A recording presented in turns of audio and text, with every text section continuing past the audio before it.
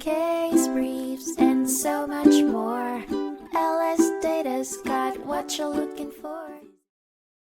In 1988, the Supreme Court of the United States heard the case of Hustler Magazine Inc. v. Falwell, which centered around determining the extent of First Amendment protections for offensive speech involving public figures. The situation began when Hustler Magazine and its publisher, Larry Flynt, were sued by Jerry Falwell, a well-known public figure, for invasion of privacy, libel, and intentional infliction of emotional distress.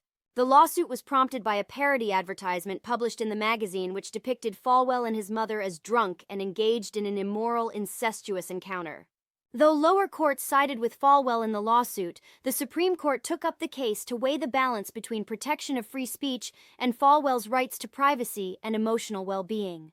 Ultimately, the court reversed the judgment of the Court of Appeals, ruling that Hustler Magazine and Larry Flynt were not liable for intentional infliction of emotional distress in relation to the publication of the controversial caricature. The court also determined that public figures, such as Falwell, could not sue for emotional distress unless a false statement of fact, made with actual malice, was proven. Furthermore, the libel claim brought by Falwell failed due to insufficient evidence of falsehood and malice. This landmark decision reaffirmed the First Amendment's protection of free speech, even in cases that may be considered offensive, favoring the respondents in the case over the plaintiff's interests.